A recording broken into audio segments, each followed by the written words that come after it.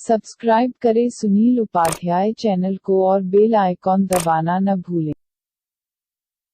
Ward संख्या 36 लार पश्चिमी से महिला प्रत्याशी रेखा द्विवेदी, जिला पंचायत सदस्य पद की महिला प्रत्याशी रेखा द्विवेदी, पत्नी पंडित वाचस्पति द्विवेदी।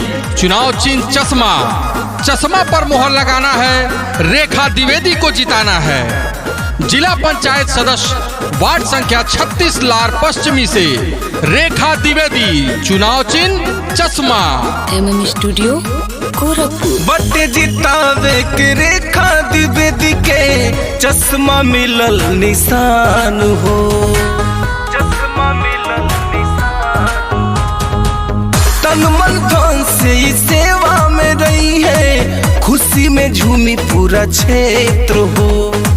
इतना विकास होई पूरा सबके आस होई, खुशी के बही बयान। चश्मा निशान पे भैया मोहर लगाई अब की बार, चश्मा निशान पे भैया मोहर लगाई अब की बार, चश्मा निशान पे भैया। वार्ड संख्या 36 लार पश्चिमी से महिला प्रत्याशी रेखा द्विवेदी, चुनाव चिन्ह चश्मा, चश्मा पर मोहर लगाना है, रेखा द्विवेदी को विजयी बनाना है। जिला पंचायत सदस्य पद वार्ड संख्या 36 लार पश्चिमी से रेखा द्विवेदी, पत्नी पंडित वाचस्पति द्विवेदी का चुनाव चिन्ह चश्मा, चश्मा पर मोहर लगाना है, रेखा द्विवेदी को भारी मतों से विजयी बनाना है।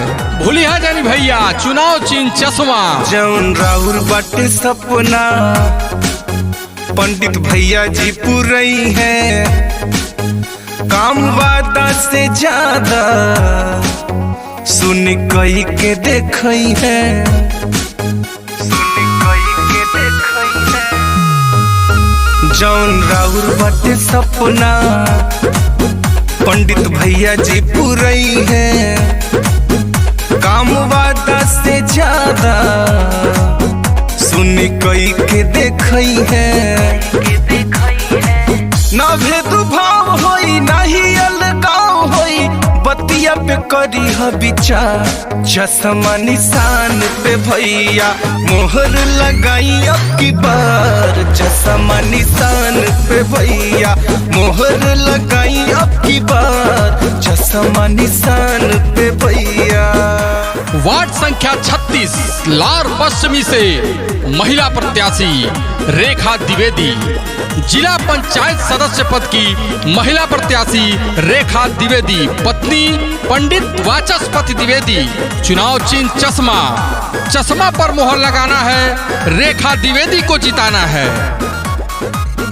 पंडित भैया के बस अपना गांव सुंदर बने अपना, चाचा चाची भैया भाभी आशीर्वाद दे दी अपना, आशीर्वाद दे दी अपना।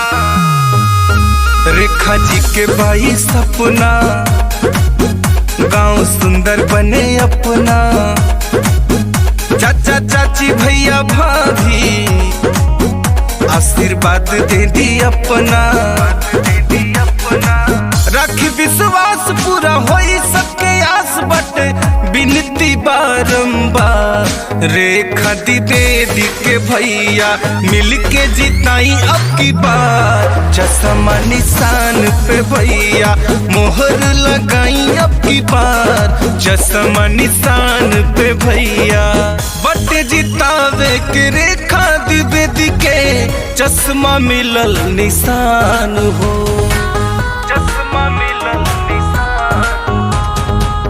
तन मन धन से ही सेवा में रही है, खुशी में झूमी पूरा क्षेत्र हो।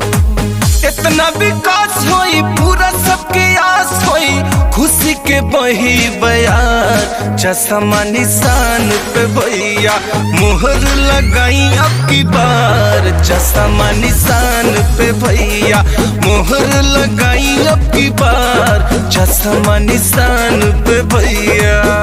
MM studio Gorakhpur.